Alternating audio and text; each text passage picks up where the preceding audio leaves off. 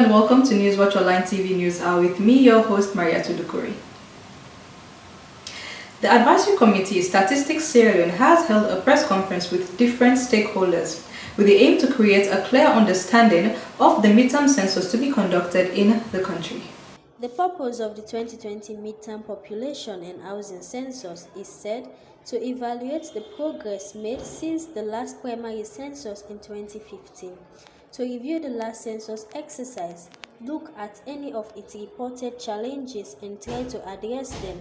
Statistics Sierra Leone Council Chairman Mr. Moses Williams explained more on the purpose of the midterm and their preparation made so far. I am happy also that we have our political parties represented. This is the people's census. Whatever decisions we take here must be taken on the national level. We don't want C4C to say, we were not even invited. Or the SLPP or the APC, all of them are very, very, very important in our decision making as far as the census is concerned. Because when we take a decision, it is the decision that should get the proclamation of everybody. The TOR for the committee is going to be read out, so I don't want to go into that. But we are the top. If there is a hierarchy here for census, we are there before you. So whatever we decide is what he does. So I welcome you all, and I hope we discuss frankly. We want frank discussions here. You know, we are not a technical entity. I want to say that we are not technical. We are not deciding on technical issues. We are deciding on policy matters. Policy, something that actually moves us forward. Some stakeholders at this event put forward their concerns and questions with regards to the issue. We do not have any doubt in the professionalism that you have within this institution. Is it possible that you would have more than 7 million or less than 7 million? What are we going to make of this exercise? What would be the use that will be made of this exercise? So I want us to involve, as it was rightly said by the lecturer sitting there, that we have to involve the paramount chiefs. Because, for example, if we have sent the people there for census to take note of the people, to register the people there in their villages, we have to note and tell the paramount chiefs that they have to tell the people to stay, because we cannot go to their farmhouses to take the number of people that are in that farmhouses, but the number of people that are staying in the houses in that village. The Chief Census Officer, Professor Usman Sanko, responded to the questions put forward by people. The thing is, for every census in the world, there is always challenges that you will face. There are some challenges that you can address as you go along, but there are other challenges that you cannot see or you cannot address whilst the activity is going on. So it's the same as some of the challenges that we were able to discover, or the problems we discover when you have completed an activity.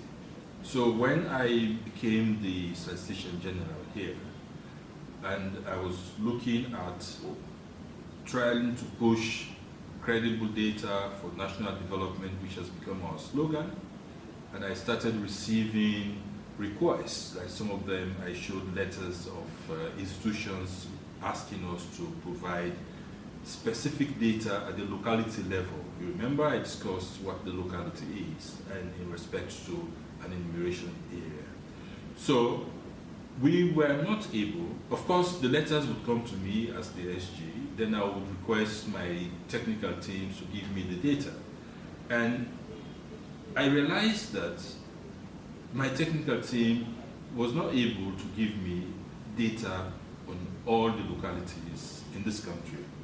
And what it means is not the count per se, but for us to have the specific population of specific localities. Not every country, not every locality or enumeration area we were able to generate. So I thought this was just a simple problem.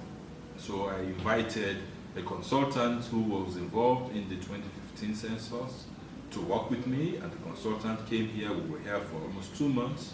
And this was already, the discussion came in 2018, even before my council was appointed. Census, I want a result that we will be giving to the people of this country where everyone says, oh yeah, no, we are part of it. And then, so everyone finds this to be a credible exercise, and they contributed to that. And it is not just Stat SL. The ownership of this census, this midterm census, should be the people of this country. It should be the institutions of this country. It should be the government. It should be the political parties. It should be civil society. Everyone should own it. If you do that, if you put your country first, say, census not for we all. Census must be good. The data that we are going to generate will be used for planning purposes, for the national, the medium-term national development plan, to assess progress over time, for the SDGs, for everything else that we want to do. You feel good about it that you contributed to the process. Marian Amaria Bangura, Newswstch Online Television. Blue Crest Scholars Sierra Leone has recently opened a school of fashion design for students interested in fashion and fashion-related subjects. On that note, a fashion conclave was organized for students who are interested in fashion designing. Culture has been around definitely for many years, especially for our mothers. They would definitely resonate with the name, and some of us who are into fashion would know the name Swan Couture. So how would you say is the fashion industry evolved from that time that you started till to now? Well, I must say I am really impressed at the moment, because we have totally evolved, and we are at a level where I think we still need to grow, but going out and seeing more people wear African clothes, wear clothes made in Sierra Leone by Sierra Leonean designers is really very pleasing, and it shows that there is a lot of evolving going on. Okay, so Blue Crest School of Fashion is one of the very first official schools that has come to Sierra Leone, apart from the institutes that we have around. So what would you say is the difference between this Blue Crest as a fashion school and the institutes out there?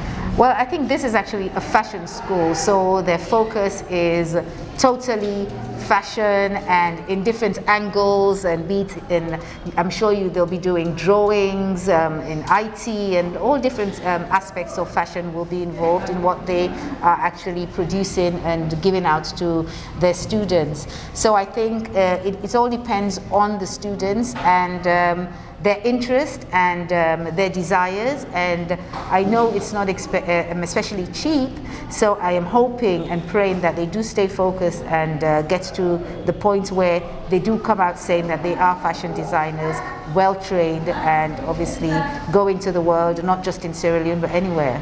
So would you advise people like me who love fashion or wants to become a fashion designer in whatever field to attend such programs, seminars or conclaves, and attend a fashion school necessarily? Well, you can, because not everybody can afford to come to a fashion school. So maybe coming to places like this can actually,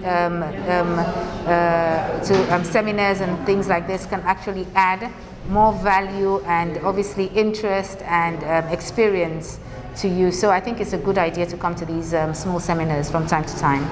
It's not an easy thing, but with the grace of God, I'm still pushing. It's obvious we're reaching our goals. So how would you say Blue Crest has in any way impacted you as an individual or your brand?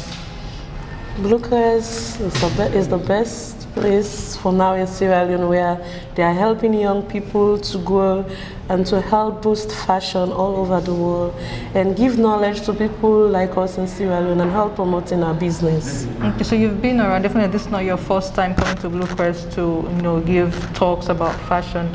So what is it that makes this place stand out for you that you keep coming back?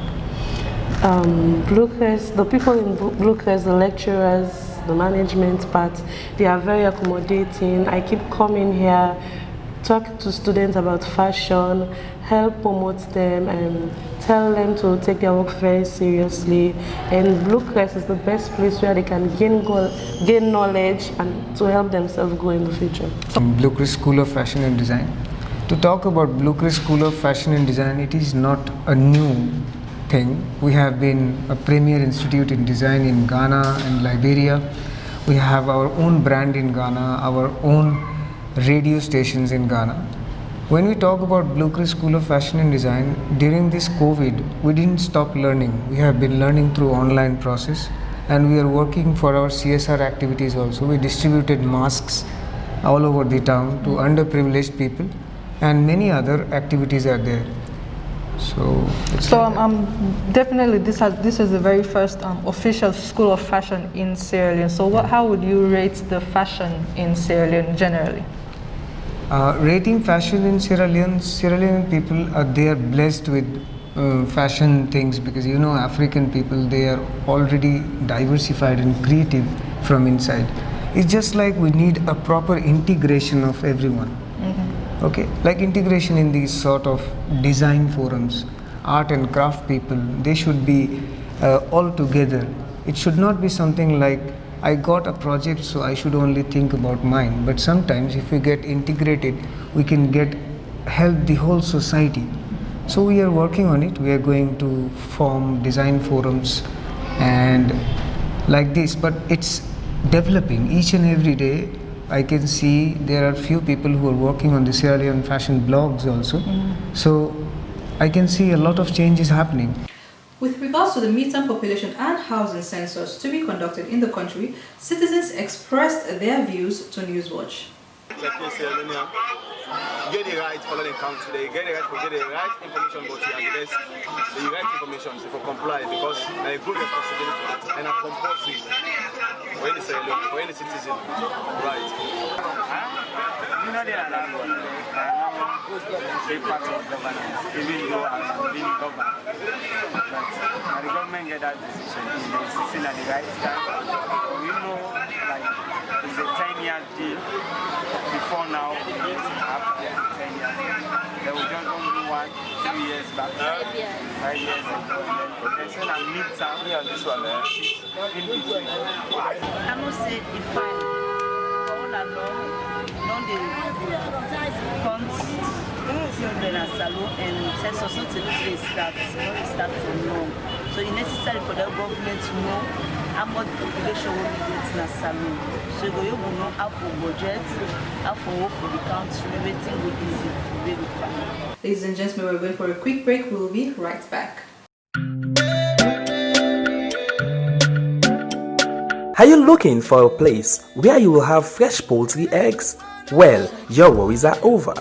Reef Poultry Eggs is here to satisfy you. Visit us at 28 Charlotte Street, Freetown, or call 079-368959. We do wholesale, retail and home delivery service. Reef Poultry Eggs, your place to be. Where do you go every time I touch you? Welcome back. You're still watching Newswstch Online TV News, and I'm your host, Maria Tudukuri. Kamarimba's lawyers have cross-examined the alleged 15-year-old girl victim. Let's take a look. On Tuesday, 1st September 2020, a batch of lawyers representing ADP chairman and leader Mohammed Kamarimba Mansari has cross-examined the 15-year-old girl before Justice Samuel O. Taylor at the Department of Sexual Offences of the High Court in Freetown. To answer questions from Kamarimba's defense legal representatives, she attested on the 28th of August 2020 and the 1st of September 2020 that she has been cross-examined by the chairperson of Kamarimba's legal representative team, Emmanuel Safar Abdullahi. The young witness remembered her testimony from the previous sitting about Kamarimba's residence in Freetown. She attested that she, in the first place, took the police to a place around Femitona, but then returned and went to a house in Juba. She described the place of the accused as a 3-bedroom apartment to the police investigators. Safa Abdullah Esquire, representing Kamarimba, said the 15-year-old alleged victim was incorrect and the police took note that it was a 4-bedroom apartment.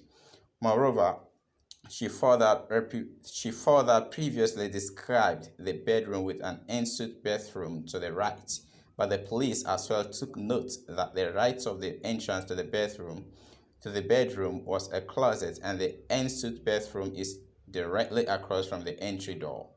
However, the matter was adjourned to the 5th of September 2020. Reporting for Newswstch Online Television, I am Abdallah Fawundu. Ladies and gentlemen, thank you very much for joining us on this episode of Newswstch Online TV News Hour with me, your host, Maria Tudukuri.